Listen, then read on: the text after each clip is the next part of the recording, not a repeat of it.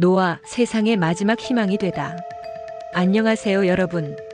오늘은 홍수 심판 속에서도 하나님의 은혜를 입은 단 한 사람, 노아에 대해 이야기해 보겠습니다.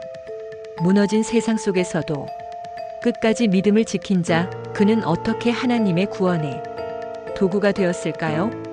그 첫 번째로, 타락한 세상 그리고 하나님의 탄식. 창세기 6장 5절. 노아가 살던 시대는 세상이 너무도 부패했어요. 사람들은 서로를 해치고 악한 생각으로 가득 차 있었습니다. 하나님은 슬퍼하셨어요. 사람 지은 것을 한탄하시고 마음에 근심하셨다는 말이 성경에 직접 기록되어 있을 정도입니다. 그렇게 하나님은 결단하십니다. 이 세상을 홍수로 심판하시겠다고요. 그런데 바로 그 어두운 시대 속에서 단 한 사람이 눈에 띕니다. 바로 노아입니다. 성경은 노아를 이렇게 소개하죠. 노아는 의인이요 당대의 완전한 자라. 그는 하나님과 동행하였더라. 하나님과 동행한 삶, 그것이 노아를 구원의 인물로 세우게 된 출발점이었습니다. 두 번째는 방주라는 미친 도전. 창세기 6장 22절. 하나님은 노아에게 말씀하십니다. 너는 방주를 만들어라. 지금처럼 비가 오지 않던 시대에 바다도 없고 사람들 눈엔 전혀 필요 없어 보이던 그 방주. 길이만 약 135m, 너비 22.5m, 높이 13.5m. 오늘날 기준으로도 거대한 거주형 선박 수준이었습니다. 노아는 그 방주를 120년 동안 지었습니다. 사람들은 비웃었어요. 아니, 비도 안 오는데 저건 뭐 하는 거야? 쟤 또 나무 자르고 있네.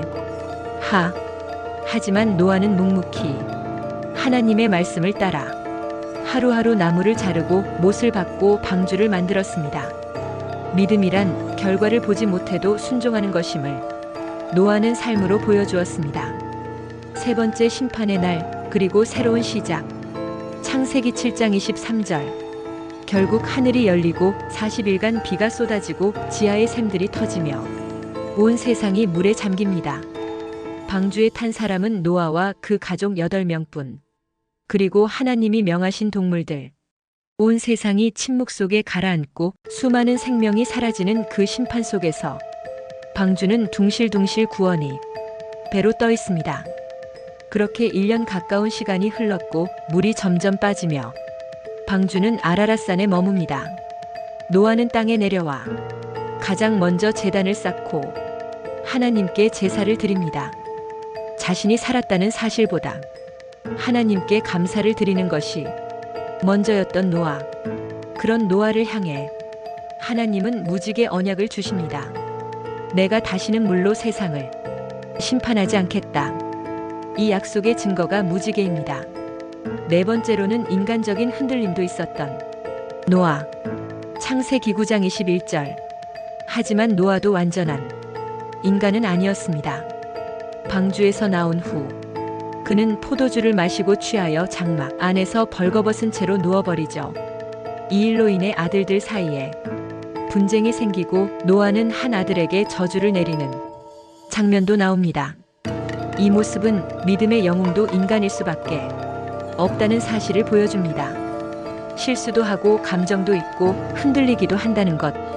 하지만 그럼에도 불구하고 노아는 끝까지 하나님의 뜻을 이루는 데에 중심을 둔 사람이었습니다. 다섯 번째, 노아가 오늘 우리에게 주는 메시지. 히브리서 11장 7절. 여러분, 노아는 그저 방주를 만든 사람이 아닙니다. 하나님과 동행한 사람, 그리고 어두운 시대 속에서도 빛처럼 살아간 사람입니다. 지금 이 시대가 아무리 혼탁해도 믿음으로 한 사람이 설 수 있다면 세상은 아직 희망이 있습니다. 그 한 사람이 바로 자신일 수 있습니다. 노아의 이야기 어떻게 들으셨나요?